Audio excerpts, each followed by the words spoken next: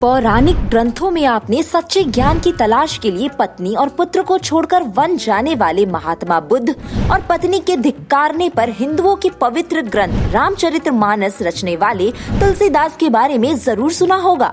लेकिन आज की कहानी एक ऐसे राजा की है जिसने अपनी पत्नी की वजह से अपना सारा राजपाट, सुख, वैभव सब त्याग दिया।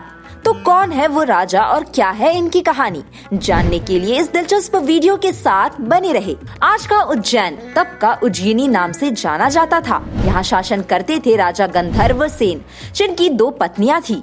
एक पत्नी से पुत्र विक्रमादित्य थे और दूसरी पत्नी से थे भृतहरि। महाराज गंधर्व सेन के बाद उज्जैन का सारा राजपाट बड़े पुत्र भृतहरि को मिला। राजा भृतहरि की भी दो पत्नियां थी, लेकिन भी उन्होंने तीसरा विवाह किया और उनकी तीसरी पत्नी का नाम पिंगला।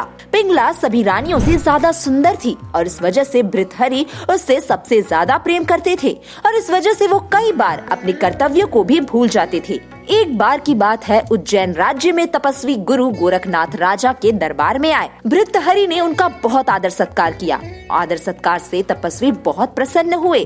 गुरु गोरखनाथ ने राजा को एक फल दिया और कहा कि हे राजन, ये फल खाने से आप सदैव जवान बने रहेंगे। राजा ने इस फल को अपनी सबसे प्रिय पत्नी पिंगला को दे दिया, लेकिन रानी पिंगला ने ये फल अपने राज्य के कोतवाल को दे दिया, क्योंकि वो अपने पति की जगह राज्य के कोतवाल पर मोहित थी। कोतवाल अगर ये फल खा लेगा और लंबे समय तक उसकी सभी इच्छाओं की पूर्ति करता रहेगा। लेकिन कोतवाल ने रानी से मिले फल को एक वैश्या को दे दिया, क्योंकि वो उससे बेहद प्रेम करता था। वैश्या ने फल पाकर सोचा कि यदि वो हमेशा जवान और सुंदर बनी रहेगी तो उसे जीवन भर गंदा काम करना पड़ेगा, इसलिए ये फल उसे देना चाहिए जिसे इसकी सबसे ज्यादा जरूरत है, क्योंकि अगर राजा जवान रहेगा तो लंबे समय तक प्रजा को सुख सुविधाएं मिलती रहेगी।